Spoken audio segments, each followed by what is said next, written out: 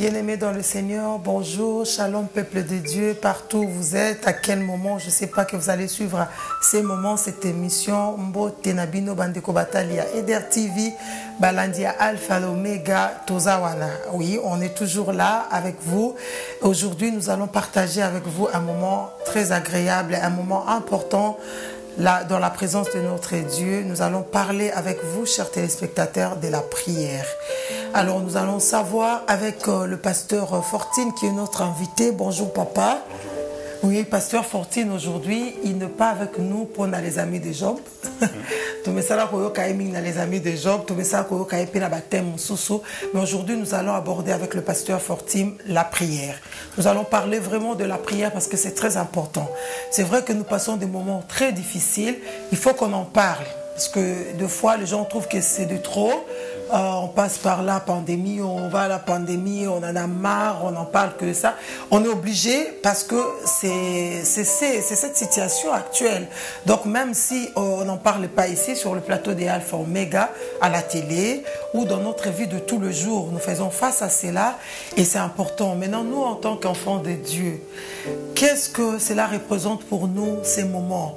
Nous devons vraiment nous mettre beaucoup dans la prière. Mais est-ce que nous devons prier de la même manière qu'on priait avant la pandémie? Et comment est-ce qu'on va prier après la pandémie? Et pendant la pandémie maintenant, est-ce qu'il faut changer notre façon de prier? Je pense qu'il y en a qui seront peut-être d'accord avec nous. Il y en a d'autres peut-être pas. Parce qu'ils vont dire, maintenant vous commencez à prier pour la pandémie, pour la pandémie. Il y a aussi des exemples dans la Bible où il y a eu des changements de moments de prière par rapport à une situation. Donc nous allons aborder ces moments-là de prière avec le pasteur Fortine, comme je l'ai dit, et aussi avec notre bien-aimé Arsène Bivouma, que vous avez aussi l'habitude de voir sur ces plateaux. Et ensemble, nous allons passer ces moments de prière. Nous allons passer ces moments d'exhortation avec le pasteur Fortine, un moment de chant avec Arsène Bivouma. Pasteur Fortine, bonjour papa. Bonjour maman. Est-ce que ça va? Jusque-là, Dieu nous fait grâce. Ok, la pandémie, comment est-ce que vous gérez ces moments? C'est compliqué, ouais. Quelque chose d'inattendu, okay. Mais que Dieu nous a déjà prévenu dans sa parole que ce sont des choses qui devaient normalement arriver. Okay. Et quand c'est arrivé, on se disait ça va tout de suite passer. Ouais. On ne se rendait pas compte que ça pourrait prendre de telle ampleur. Ouais. Maintenant, avec la grâce de Dieu et dans la prière, on a compris. Maintenant, c'est à nous de s'adapter et surtout, c'est à nous de changer notre façon de prier pour essayer de vivre au-delà de cette pandémie. Ok, pasteur Fortine, maintenant l'église, c'est un peu rare, si je peux dire, mais même 15 personnes actuellement en Belgique, c'est pas toujours suffisant. Il y en a qui viennent, il y en a qui viennent pas. On ne fait plus des réunions comme avant, on ne sait pas organiser des retraites, pas de séminaires et tout ça. Quelque part, ça manque. Comment est-ce que vous faites, vous, pour surmonter ça, vous qui êtes pasteur, avez l'habitude d'organiser beaucoup d'activités à l'église, maintenant que c'est plus possible comme avant, vous faites comment? C'est vrai que c'est terrible, c'est vraiment terrible. J'aimerais par là souligner une chose, pour ceux qui sont en train de nous suivre à ce moment.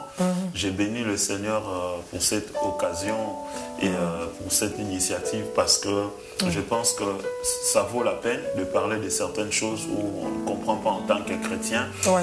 Mais la Bible nous explique plusieurs choses. En fait, c'est vrai par rapport à la question que tu viens de demander, nous savons aussi que la spiritualité de certaines personnes est liée par rapport à leur culte, leur façon de servir Dieu. Fréquentation, oui. Et voilà, fréquentation à l'église. Quand on le prive cet accès à l'église, ça diminue plus ou moins la vie de prière, la foi, ainsi de suite.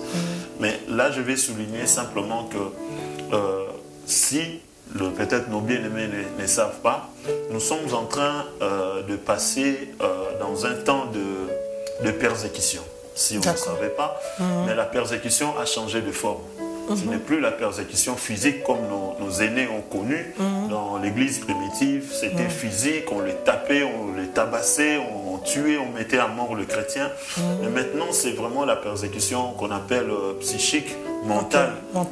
C'est vraiment isoler les chrétiens dans leur maison, le priver de leur droit de culte et ainsi de suite. Et si vous n'êtes pas fort dans la foi, vous risquez de commencer vous risquez de basculer déjà et vous risquez à commencer à craquer comme tout le monde parce que voilà, vous n'avez plus l'accès à quelque chose que vous avez l'habitude de faire. Maintenant, il faut savoir que nous sommes en train de passer dans un temps de persécutions qui sont vraiment mentales, qu'on est en train la menace est plus au niveau mental que physique. Et on va voir un peu comment est-ce qu'on pourra faire pour s'en sortir par rapport à toutes ces choses-là. Mais c'est vrai que dans nos églises, c'est difficile.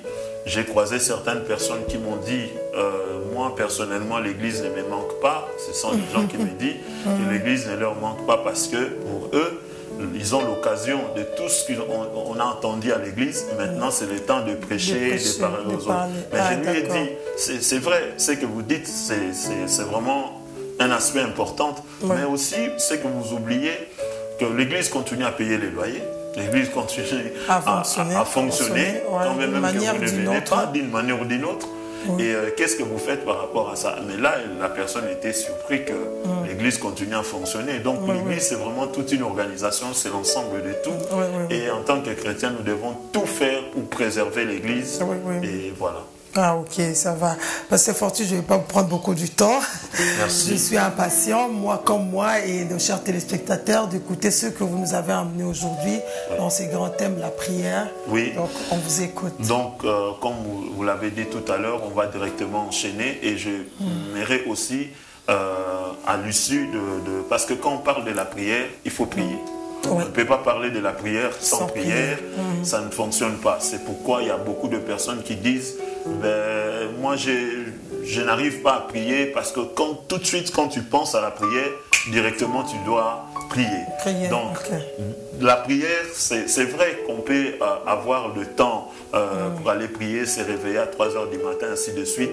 Mais la Bible dit prier sans cesse. La prière, ça peut être dans ta voiture, dans ta cuisine, partout. Au moment où même tu es en train de nous regarder, tu peux déjà commencer à prier, à dire merci à Dieu pour ce moment. Parce que ce moment, c'est vraiment un moment de la prière. C'est pourquoi, sans plus tarder, j'aimerais simplement donner l'exemple ici, comme nous sommes en train de parler, dans Actes des Apôtres, chapitre 12, nous savons ce qui s'est passé. Il y a eu un roi qui s'appelait Hérode, qui a eu le goût, qui a eu vraiment la pensée de maltraiter l'église. Il a commencé à maltraiter l'église dès l'enseigne qu'il a pris un pilier de l'église de cette époque, c'était Jacques, le frère de Jean. Il a pris et il a tué, il a décapité. Et l'église a vu ces choses-là, ils se sont dit, bon, voilà, peut-être il ne marchait pas bien. Vous savez, l'église interprète tout, même si surtout on n'a pas l'habitude de demander à Dieu qu'est-ce qui se passe, pourquoi ça. Voilà, je l'ai dit, comme je dis à tous les chrétiens que je croise, j'ai dit quand cette histoire a commencé, on regardait à la télé les informations, on voyait que ça commençait en Chine. Et on se disait, bon, les Chinois, de toute façon, alors que le Seigneur était en train de nous parler. Le Seigneur était en train de nous révéler certaines choses. Écoutez bien aimés, ce qui se passe tout autour de nous, c'est le langage de Dieu. Ça, nous devons considérer que ce sont des sujets de prière que le Seigneur est en train de te dire d'une manière ou d'une autre. Fais attention, prends le temps de prier. Ne pense pas que ce qui se passe tout autour de nous, c'est en vain. C'est vraiment le langage de Dieu quelque part. Dieu est en train de nous dire, de nous parler en fait. Mais nous mettons pas vraiment l'accent sur ce que Dieu est en train de nous aimerions mieux écouter chaque fois la voix de Dieu sur nos oreilles, tout ça. Mais alors que Nzambe alobela biso d'une manière ou d'une autre. Et surtout par les événements qui se passent tout autour de nous. Et ici, il y a eu aussi quelque chose de comme ça dans l'église primitive, dans Actes des Apôtres chapitre 12. Et Jacques a été pris et tué directement, décapité, mais l'église continuait à vivre comme si rien n'était. On a eu le premier confinement, et on se disait, bon, pendant le confinement, moi j'ai vu des chrétiens que je ne pouvais même pas imaginer que les gens priaient comme ça. Mais après le déconfinement, je ne me rends pas compte que, j'imagine même pas que c'était eux. Alors la prière là, pendant tous ces moments-là, ce n'était pas la prière motivée par la foi.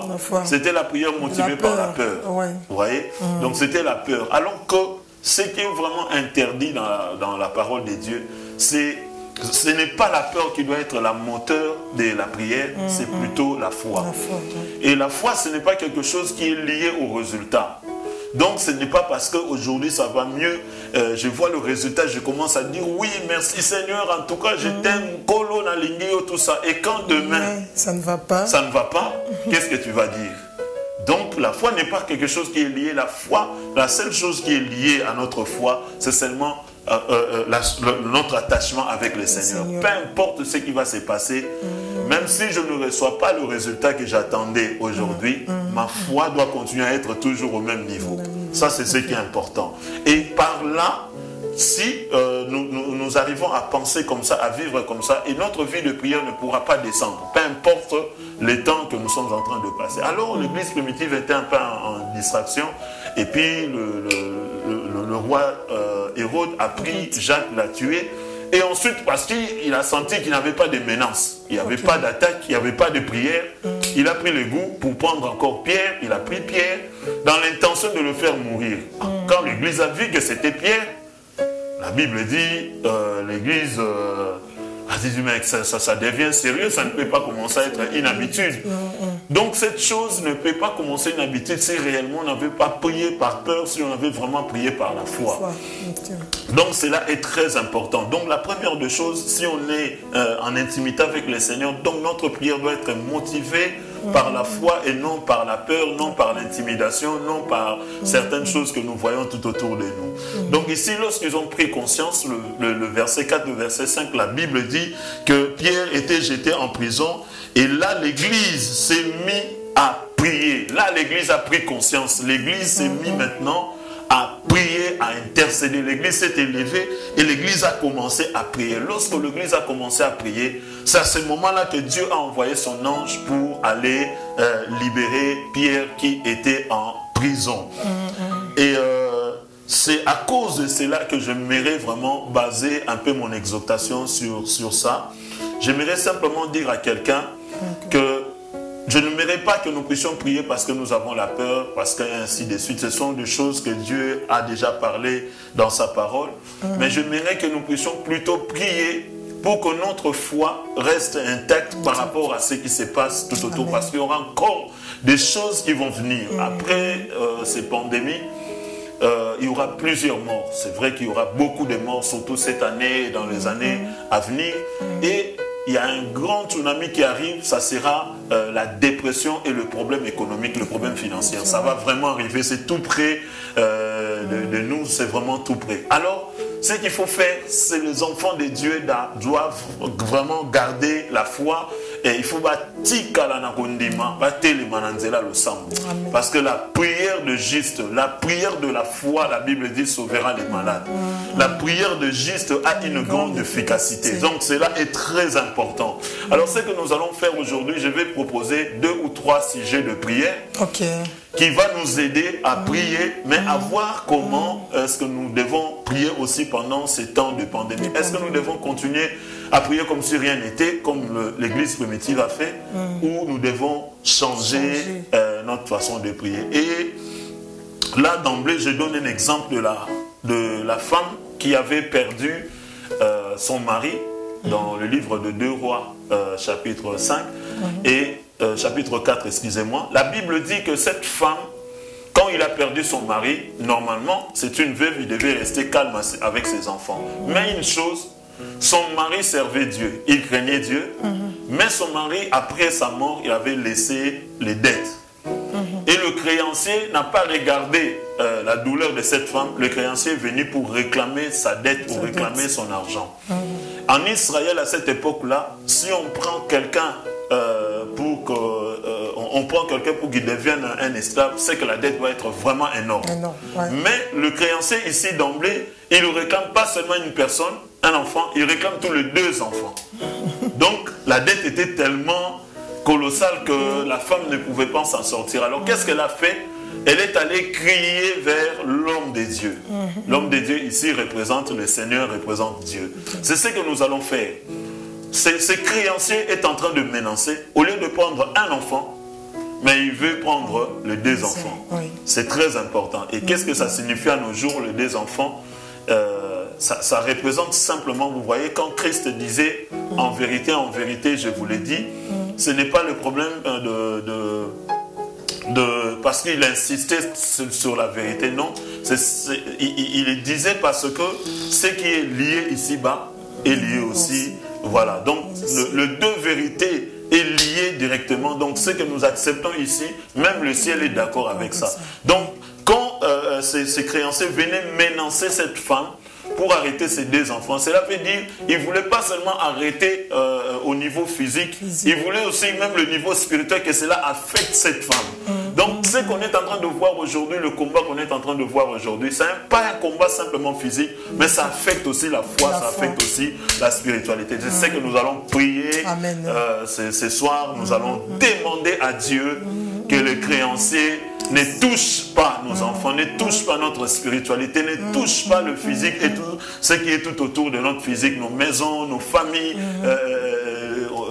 et nos finances, tout ce qui est que Dieu nous a donné comme richesse, parce que les 2 enfants étaient les richesses de cette femme. Et cette femme est allée crier quand il a vu que les 2 enfants pouvaient partir.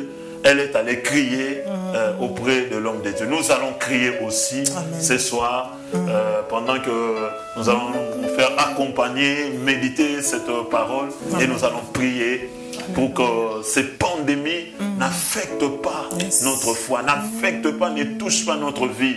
C'est vrai qu'on doit faire face à ces choses, mais si nous ne crions pas vers le Seigneur, ça sera difficile. Que le Seigneur intervienne, que le Seigneur intervienne. Alléluia. Voilà, nous allons prier ensemble. Vous qui êtes en train de nous regarder, vous qui êtes en train de nous de regarder cette émission, et si comme vous allez, partout où vous êtes, nous allons prier ensemble pendant que nous sommes en train de chanter.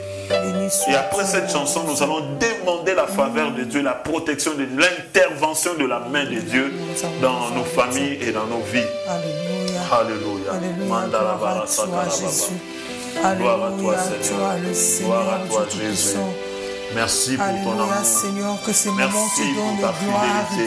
Merci que ces pour ta moments bonté. éternels, mon Dieu, Oh te Seigneur, à qui pourrais-je te mesurer? faire monter nos prières vers toi.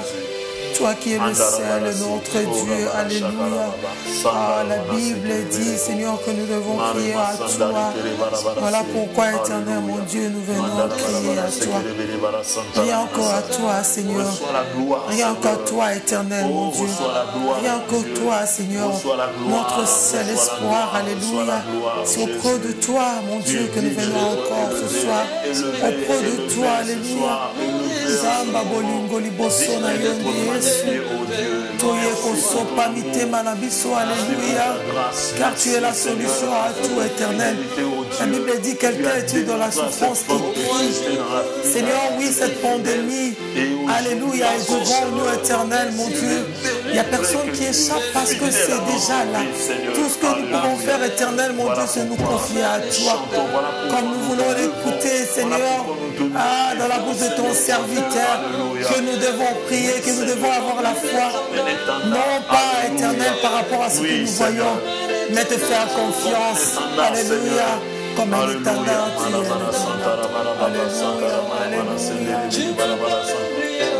nous as pas oublié, Seigneur. Alléluia. Tu ne nous as pas oublié, Seigneur. Tu nous aimes encore. Si tu nous accordes encore le souffle de vie en ces moments, Seigneur, parce que tu nous aimes encore. Si, éternel, mon Dieu, je peux encore respirer en ces jours, c'est parce que tu m'aimes encore. Et tu me comptes, éternel, mon Dieu, parmi le vivant en ces jours. Voilà pourquoi je viens t'adorer. Voilà pourquoi je viens te louer. Voilà pourquoi je viens te rendre des actions de grâce, éternel, mon Dieu. Parce que tu m'aimes encore, Yahweh. Parce que ma famille est encore entre tes saintes mains, Yahweh. Parce que ma famille est entre tes mains, éternel, mon Dieu. Tu nous aimes encore, Yahweh. À notre tour, Seigneur, de nous faire exprimer devant toi. Te dire aussi, Seigneur, que nous t'aimons. Alléluia. Voilà pourquoi, Seigneur, ces moments, nous venons répandre nos cœurs devant toi. qui nous aime, Yahweh. Voilà, bien-aimés, nous gardons cette attitude de prière. Nous gardons cette attitude de prière. Nous sommes dans la prière pendant qu'on était en train de lever nos voix, de glorifier notre Dieu, de célébrer notre Dieu. J'aimerais simplement te lancer un autre sujet. Et pendant que notre bien-aimé va continuer à chanter, nous allons continuer à prier. Nous allons demander à Dieu, comme l'Église primitive a demandé à crier vers le Seigneur, comme cette femme qui est la veuve qui avait 2 enfants, qui a crié à l'homme de Dieu, nous aussi nous allons crier. Seigneur, viens à notre aide. Seigneur, descends dans ta protection.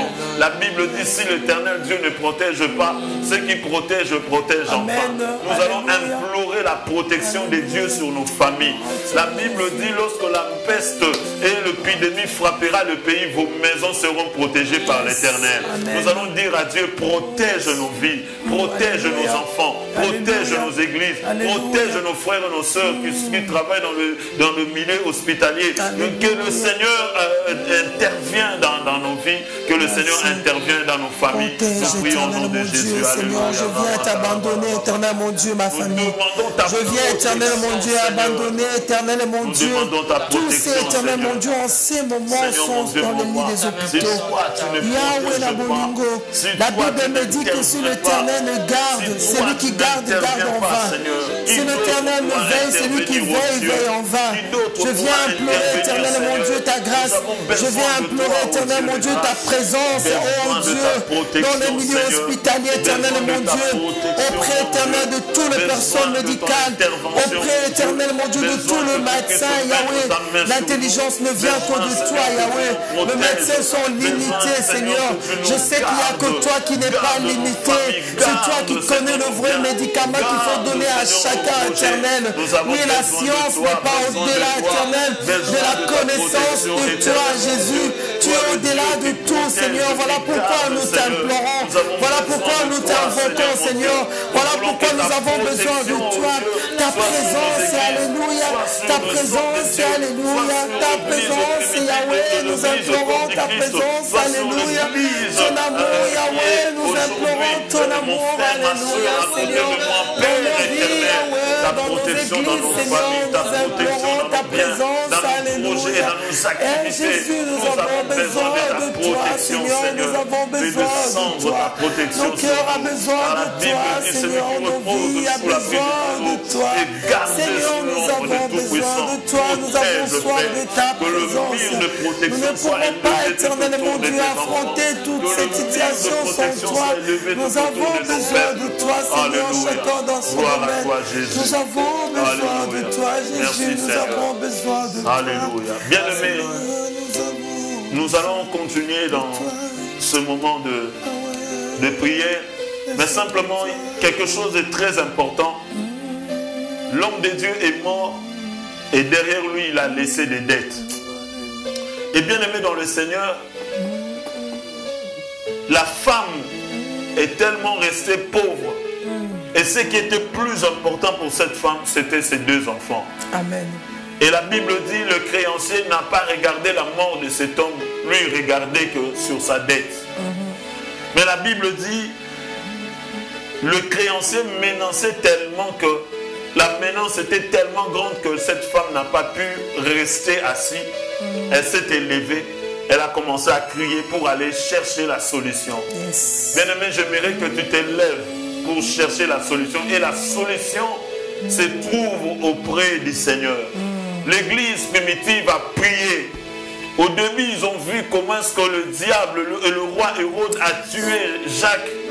Et ils n'ont pas considéré cela. Ils croyaient que c'était un accident. Mais alors que le diable prend le goût, le diable prend les habitudes. S'il voit personne s'élever, il va continuer.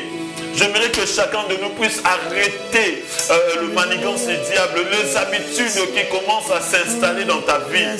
Tu commences à trouver certaines choses normales alors que ce n'est pas normal. L'Église trouvait que la mort de Jacques était normale. Quand le diable a pris l'apôtre Pierre et l'a mis en prison, C'est à ce moment-là que l'église s'est élevée, ils ont commencé à prier. Bien-aimé, j'aimerais que tu t'élèves afin d'arrêter le manigance démoniaque, le manigance satanique. Il y a des choses, il y a un calendrier dans le monde kabbalistique, dans le monde parallèle, dans le monde rouge. Nous allons nous lever contre nos vies, contre nos enfants. Nous allons dire non au calendrier satanique, non au programme des diables.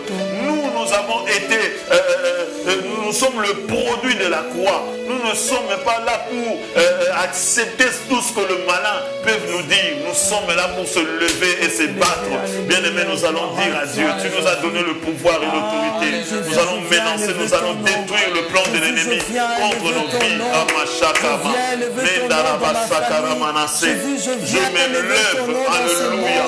Je me lève ce soir, ô Père. Je veux détruire et déraciner. Je veux renverser tout ce que l'ennemi est en train, oh Dieu, de travailler, de mettre pour déstabiliser le mental du chrétien, pour déstabiliser le famille, le foyer, pour déstabiliser le vie. Au nom puissant de Jésus, Seigneur, cette pandémie a bouleversé le chose. Même nos églises sont fermées, même nos vies, il n'y a rien, plus rien ne marche. Beaucoup de nos bien-aimés ont perdu leur travail. Mais nous nous levons, Seigneur, nous nous levons dans la prière. Nous refusons ces choses. Nous refusons que ces choses continuent.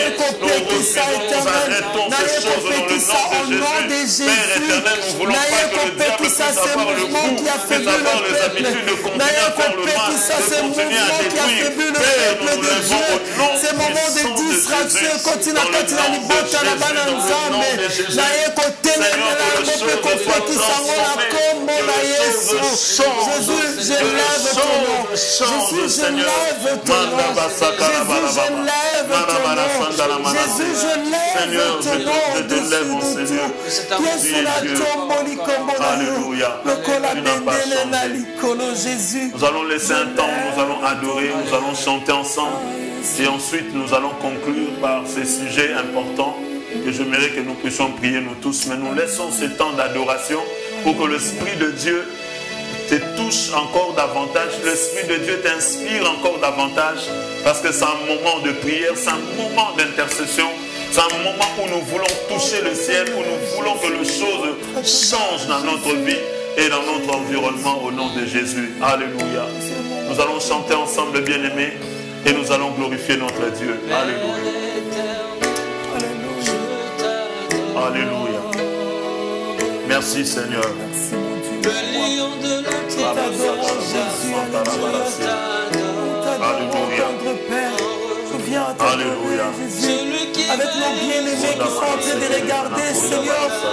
Nous t'adorons, tendre Père, de tout mon cœur, Jésus. Alléluia. Je t'adore. Nous t'adorons, Seigneur.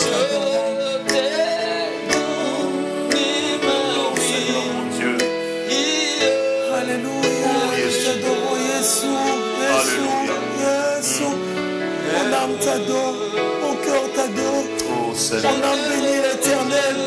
Que tout ce qui est à moi bénisse son Seigneur. Ma vie bénit l'Éternel. Mon corps bénit l'Éternel. Mon être bénit l'Éternel. Que tout ce qui est à moi bénisse son Seigneur. Mon cœur t'adore, Yahweh. Je t'aime.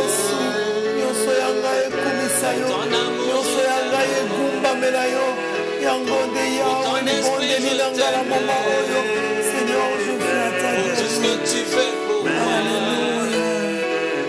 Pour ta protection. Alléluia.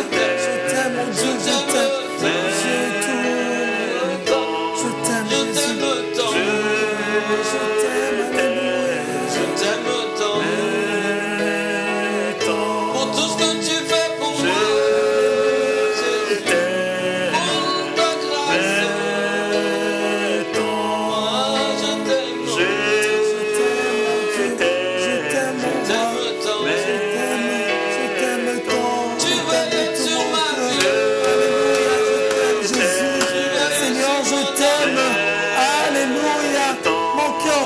simplement que je t'aime. Ah, Malobagno, c'est qui kozanganga, mais à Bolingoté pour tout ce que tu es, Jésus. Mon cœur t'aime. Yesu, Moté Malanga Eligio. Yesu, Nyoso Yanga Eligio. Jésus, mon cœur t'aime. Alléluia. Je t'aime, Jésus, mon cœur t'aime, je t'aime, je t'aime en dépit de tout, Jésus, pour tout ce que tu es, pour tout ce que tu fais, pour tout ce que tu représentes, Jésus, laisse-moi te dire que je t'aime. Toi qui mérites mon louange et l'adoration, Seigneur, tu mérites mon adoration, tu mérites ma louange. Tu es tellement beau, Yahweh, rien que te dire que je t'aime, Jésus. Accepte rien que c'est pauvre. Non, c'est petit mot. Je t'aime, Yesu. Yesu. Yamba, siloba oya koloba kaka na lingio mokonzi. Atabazaki nyoso. Yawe motema na ngaiza na koloba teke oza bolingo. Motema na ngaiza na koloba teke je t'aime, Jésus. Motema na ngaiza na koloba teke je t'aime, Jésus. Alléluia. Avec nos bien-aimés qui sont en train de nous regarder en ces moments, Jésus, nous voulons te dire encore que nous t'aimons. Malgré les moments difficiles, malgré les situations compliquées, malgré que nous voyons pas encore le bout du chemin, mais nous voulons te dire, Seigneur, que nous t'aimons. Nous voulons te dire, Seigneur, que nous t'aimons. Nous avons reconnu que le bonheur était dans l'union. Malgré les difficultés, il y a un célibataire qui veut te dire qu'il t'aime. Il y a quelqu'un qui est malade en ce moment qui veut te dire qu'il t'aime. Il y a quelqu'un qui passe dans un moment difficile en ce moment. Il y a une personne qui passe des moments, des situations difficiles. Seigneur, mais cette personne-là qui nous regarde veut te dire qu'il t'aime. Yahweh, te dit que le bâton est voilà pourquoi, Seigneur, nous voulons simplement te recommander ces moments. Bien-aimé, le dernier sujet que je voulais que nous puissions faire, c'est simplement lorsque l'Église s'est mise à prier, la Bible dit Dieu a envoyé son ange.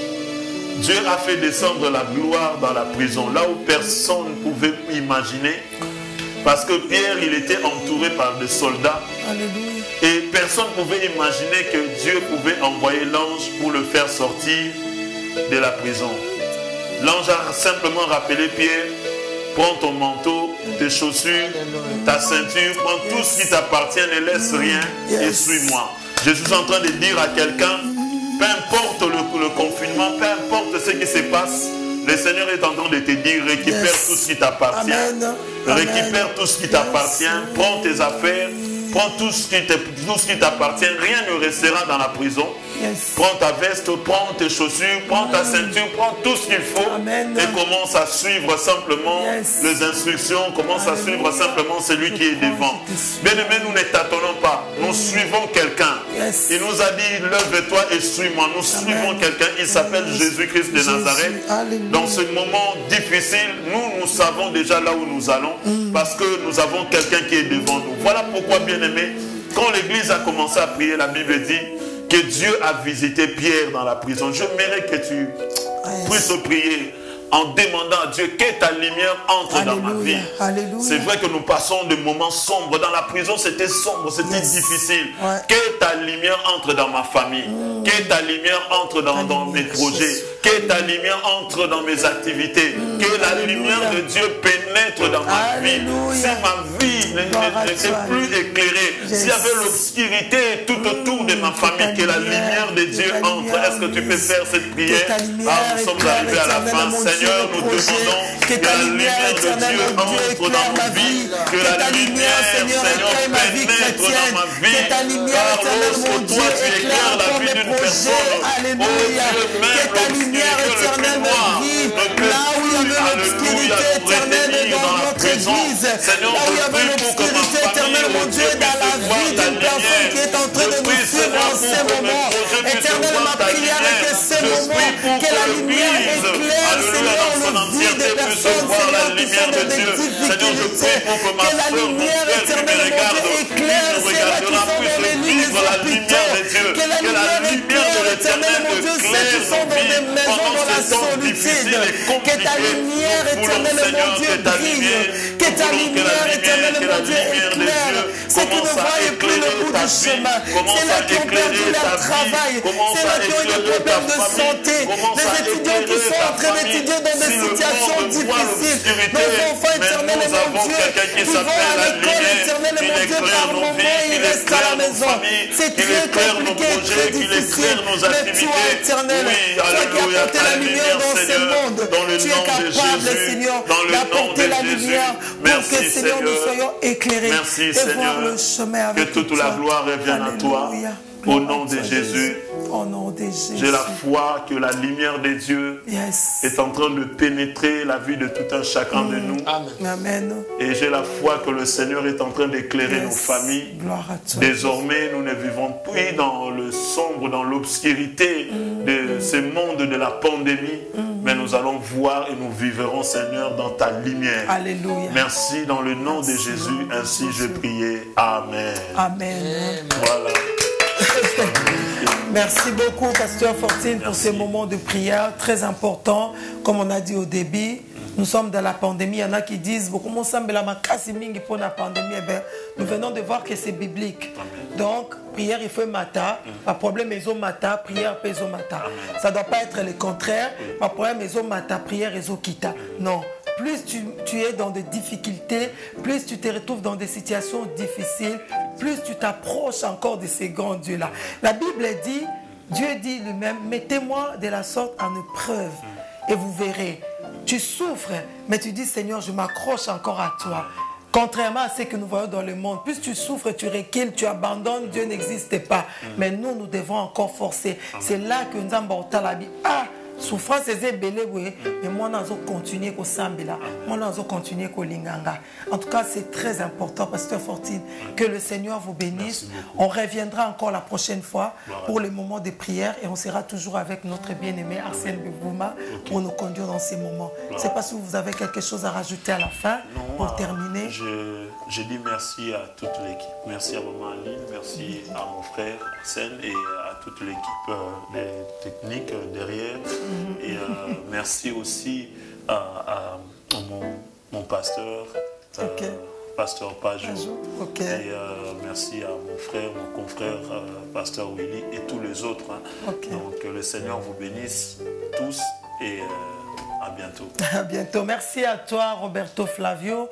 Merci à Papa Alain Nyoyi. Merci à Ingénieur Elliot Mata. Merci aussi à Jennifer. Que le Seigneur vous bénisse. Mes chers téléspectateurs, passez un bon moment.